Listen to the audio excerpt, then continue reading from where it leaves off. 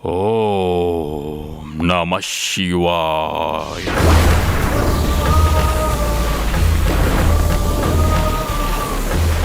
గజాసురా, నీ తపస్సుకు ప్రసన్నుడనయ్యాను. నీ తపస్సు ప్రభావం వల్ల ముల్లోకాలు అతలాకుతలమవుతున్నాయి. అందువల్ల నీవిక నీ తపస్సును చాలించు. ప్రణామాలు మహేశ్వర. నాకు తెలుసు నా తపస్సుని సఫలం చేయడానికి తప్పక దర్శనమిస్తారని. కోరుకో, నీకే వరం కావాలో. నాకే వరము వద్దు మహాదేవా. తమరు కావాలి నాకు బోలాశంకరా. తమరు నా ఉదరంలో కలకాలం ఉండాలి. నీ కోరిక నెరవేరిస్తే దాని పరిణామం ఎలా ఉంటుందో నీకు తెలుసా? తెలుసు ప్రభు, అందుకే అడుగుతున్నాను. తమరు గనక నా ఉదరంలో ఉన్నట్లయితే తమరి తేజంతో సురక్షితంగా, అజేయంగా, అమరంగా, సర్వశక్తివంతుడుగా రూపొందగలను నేను. ఈ లోకమే కాదు, అన్ని లోకాలను అజేయంగా పాలించగలను నేను. అజేయంగా. గుర్తుంచుకో గజాసురా, దురాశకు ఫలితం ఎప్పుడూ చెడు మాత్రమే ఉంటుంది. దురాశ వ్యక్తి పతనానికి కారణమవుతుంది. కనుక నీ మంచి కోసమే చెబుతున్నాను. నీవు మరేదైనా వరం కోరుకో. నేను తమరి భక్తుడను బోలాశంకరా. నేను కోరిన దాన్ని మార్చుకునే ప్రసక్తే లేదు. కఠోరమైన తపస్సు చేసి పొందాని వరాన్ని నేను. దాన్ని ప్రసాదిస్తే అంతే చాలు ప్రభు. సందిగ్ధ స్థితి. ఇతడి వరం నన్ను తమ నుండి దూరం చెయ్యనుంది ఉమా.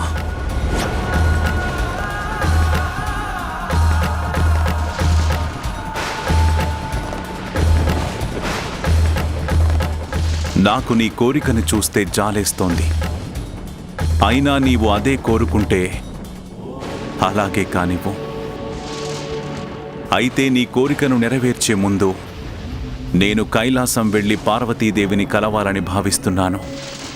తనక్కడ నా కోసం ఎదురు చూస్తోంది. లేదు ప్రభు,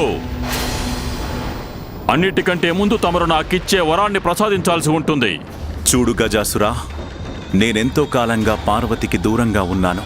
అందుకే అడుగుతున్నాను. ఒక్కసారి వెళ్ళి తనని కలుసుకునే అవకాశాన్నివ్వు. వెంటనే తిరిగి వస్తాను. లేదు శివశంకరా, లేదు. నేను కూడా సంవత్సరాల తరబడి తపస్సు చేసి ఈ వరాన్ని పొందాను. కనుక ముందు నా వరాన్ని ప్రసాదించండి. అది ఇప్పుడే, తక్షణమే. తమరు నా ఉదరంలో ప్రవేశించాలి. దయచెయ్యండి ప్రభు, దయచెయ్యండి. ఓం నమః శివాయ. ఓం నమః శివాయ.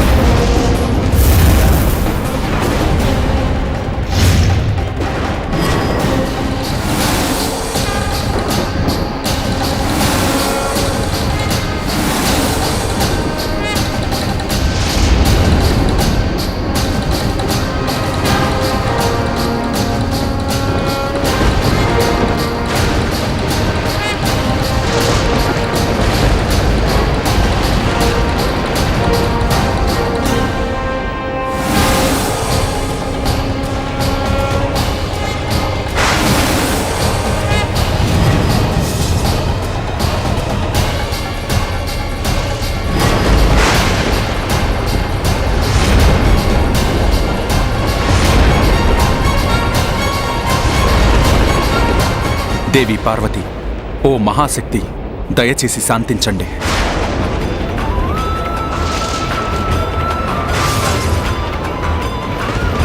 జగన్మాత, తమరు క్రోధాన్ని పరిత్యజించండి. ఈ సృష్టి తమరి ఉగ్ర రూపాన్ని తాళలేదు. తమరి దుఃఖాన్ని దిగమ్రింగుకోండి. నిర్దోషుల ప్రాణాలు పోవచ్చు. సృష్టిని వినాశనం నుంచి కాపాడండి. మహేశ్వరి, ఎంతో కఠిన తపస్సు ఫలితంగా తమరు సంతానం లభించే వరాన్ని పొందారు. తమరి జీవితంలోని ఈ కొత్త శుభయాత్ర ఆరంభం తమ క్రోధం, వినాశనాలతో ఆరంభించడం సరికాదు. సహనం వహించండి దేవి. మాట ఇస్తున్నాను నేను. భోలా శంకరుణ్ణి తప్పక తీసుకువస్తాను నేను. దేవి పార్వతి, లోకాలను రక్షించేటటువంటి శ్రీహరి తన మాట తప్పక నిలబెట్టుకోగలరు. తమకు త్వరలోనే శివశంకరుడి సాన్నిధ్యం లభించగలదు. మిమ్మల్ని ఎవరూ విడదీయలేరు. కనుక తమ ఆగ్రహాన్ని ఉపసంహరించుకోండి.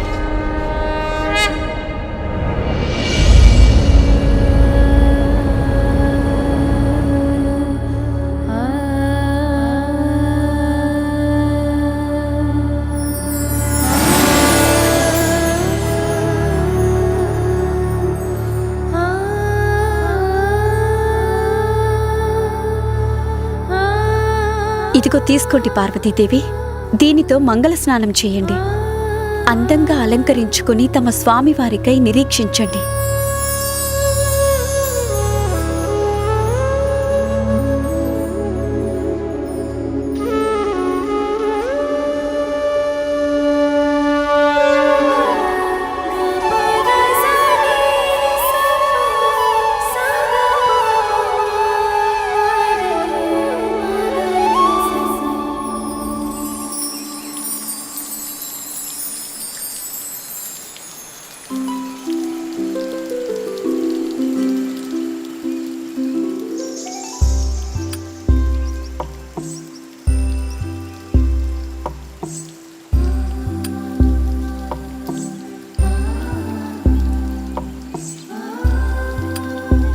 పార్వతీమాత, ఉండండి, మేం మీకు సహాయం చేస్తాము. అవును సఖీ, అన్నీ మేమే చూసుకుంటాము. కానీ సఖీ, నేను ఈరోజు ఏకాంతంగానే స్నానం చేయాలనుకుంటున్నాను.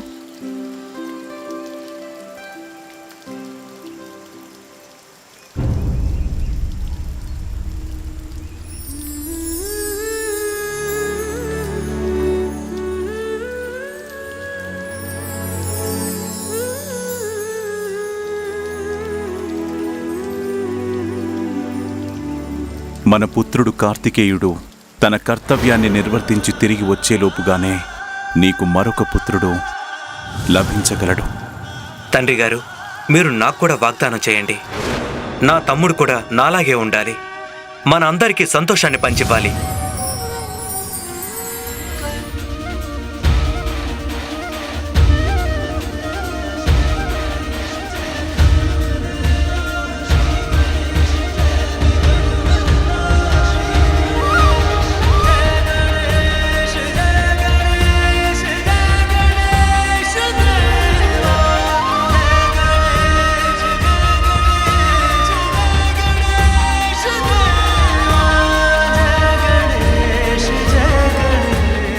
ముఖం సిద్ధమైంది, కాని కన్నులేవి? కన్నులు లేకుండా నువ్వు నన్ను, నా ప్రేమని ఎలా చూడగలవు పుత్రా?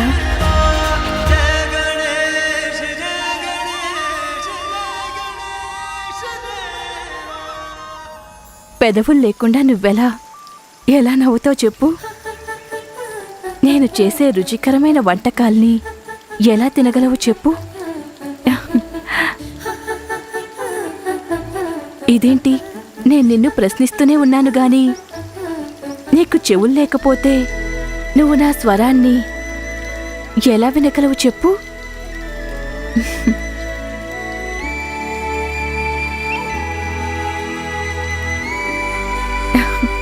ఇది నీ ముక్కు. ఇంకా హృదయం లేకపోతే నా మనసులోని వాత్సల్యాన్ని నువ్వెలా గ్రహించగలవు? కానీ హృదయం పైకి కనిపించదు. ఇంకా చేతులు లేకుండా మాతృస్పర్శని ఎలా గుర్తించగలవు? ఇక కాళ్ళు లేకపోతే నేను పిలవగానే ఎలా పరిగెత్తుకుని వస్తావు?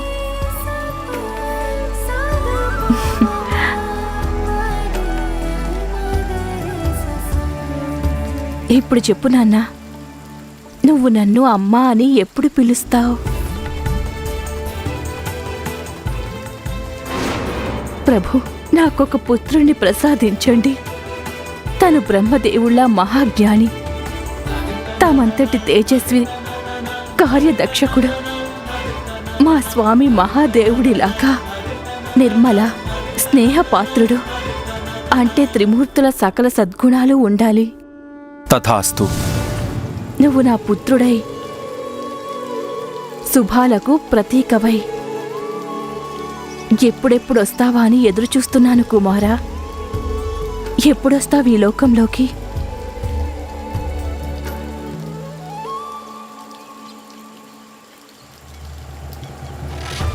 నా సర్వశక్తుల్ని ఉపయోగించి నేను నిన్ను ఆశీర్వదిస్తున్నాను పుత్రా.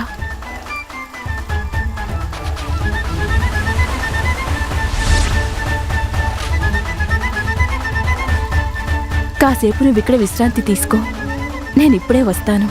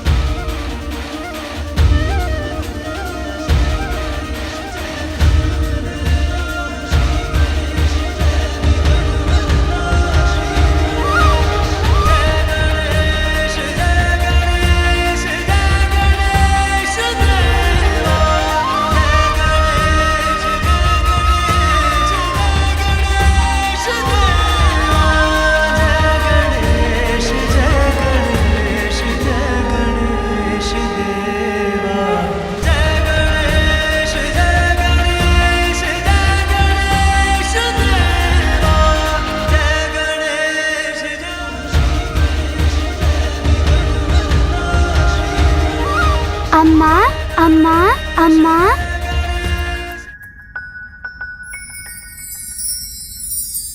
అమ్మా, నేను మీకు సేవ చేయటానికి, సంతోషం ఇవ్వడానికి వచ్చాను.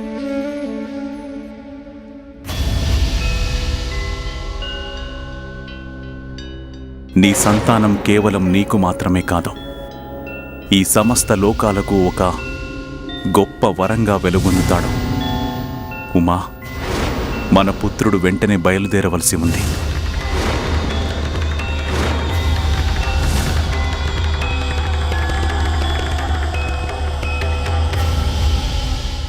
ఏమైందమ్మా? తమరి ముఖంలో ఎందుకు ఈ బాధ? నాతో చెప్పొచ్చు కదమ్మా మీ బాధకి కారణం. ఈ లోకంలోకి నేను అందరి బాధల్ని తీర్చడానికే వచ్చాను.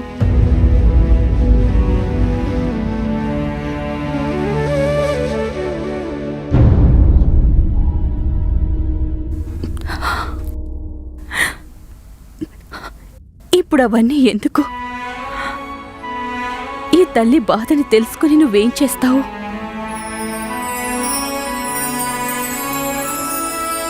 అమ్మా, నాతో చెప్పండమ్మా, నేను మీ బాధల్ని తీర్చేస్తాను. పుత్రా, నాకున్న బాధ ఒక్కటే. నేను ఎవరినైతే ఎక్కువగా ప్రేమిస్తానో వారంతా నన్ను వదిలి వెళ్ళిపోతారు. మా స్వామి ఎక్కడున్నారు? మాతా ప్రభు ఇక్కడే ఉన్నారు.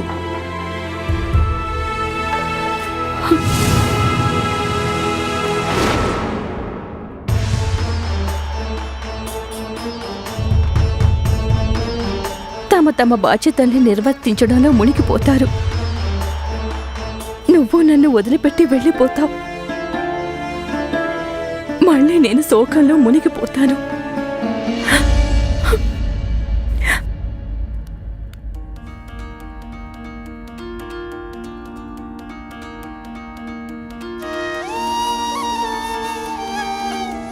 అమ్మా, నేను నిన్ను వదిలి ఎప్పుడూ ఎక్కడికి వెళ్ళను. ఎల్లప్పుడూ నీ తోడుగానే ఉంటాను. ఇదే నా వాగ్దానం.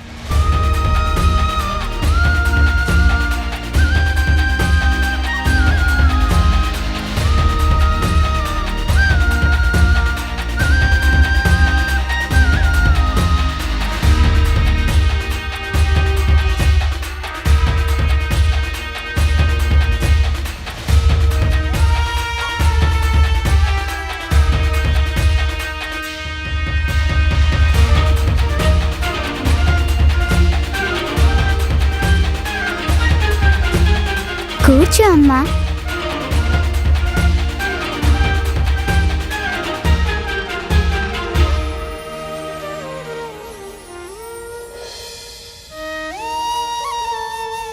పుణ్యలోకాలన్నీ మా అమ్మ ఒడిలోనే ఉన్నాయి.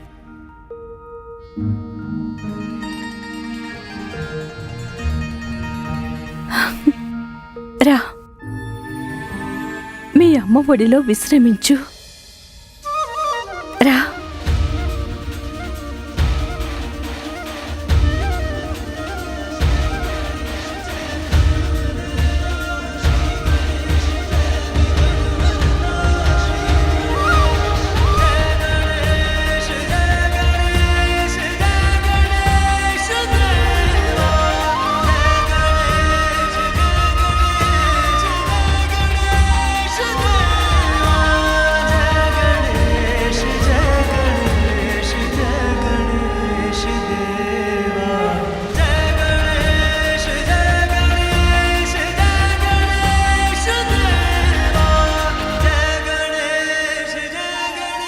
ఈరోజు నా మాతృత్వపు మమతానురాగాలు పొంగి పొర్లుతున్నాయి. మన బోళాశంకరుడి స్వభావం తెలిసిందేగా పార్వతి. వారు తమ భక్తుడైన గజాసురుడికి ఎల్లప్పుడూ అతని ఉదరంలోనే ఉంటానని వరం ప్రసాదించారు. స్వామి,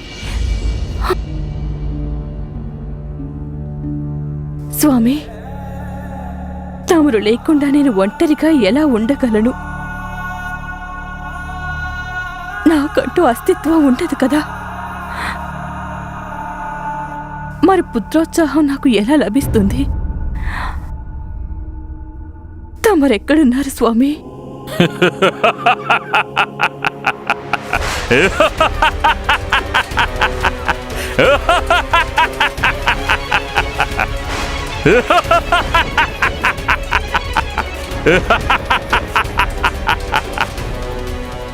విశ్వ విజేత మహిషాసురుడి పుత్రుడు గజాసురుణ్ణి నేను.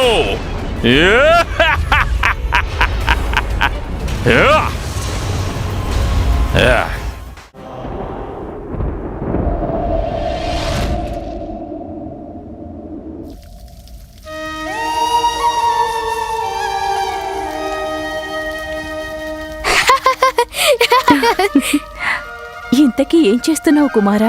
ఎప్పుడే చెప్తానుండమ్మా. అమ్మా, ఎంతైనా మా అమ్మ సౌందర్యం ఈ లోకంలోనే అపూర్వం కదా.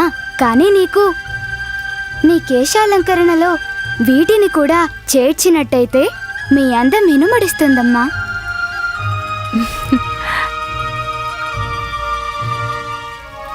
ప్రేమపూర్వకమైన నీ కోరికను ఎలా కాదంటాను పుత్ర? అసలు ఏం చేస్తున్నావు నువ్వు? నేనేం చేస్తున్నానమ్మా?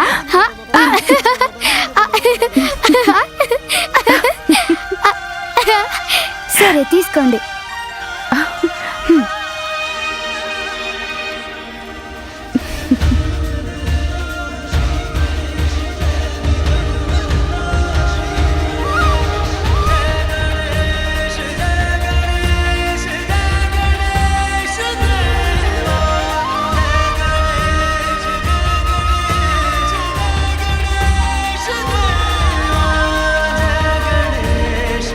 రా పుత్ర, నీకు భోజనం పెడతాను. అమ్మా కాస్త ఆగండమ్మా. ఎందుకు? ఇప్పుడేమైంది కుమారా? మీ కాళ్ళకి గజ్జలు లేకుండా బయటికి వెళ్ళకూడదు. నేను మీకోసం ఈ గజ్జలు తెచ్చాను. ఎక్కడా? ఎక్కడా? ఏది పుత్ర, ఇటివ్వు, నేను పెట్టుకుంటాను. లేదమ్మా, మీరు అనుమతిస్తే నేనే స్వయంగా నా చేతులతో పెడతాను. తమరి పాదాల్ని స్పర్శిస్తే నాకు మీ ఆశీస్సులు కూడా లభిస్తాయి.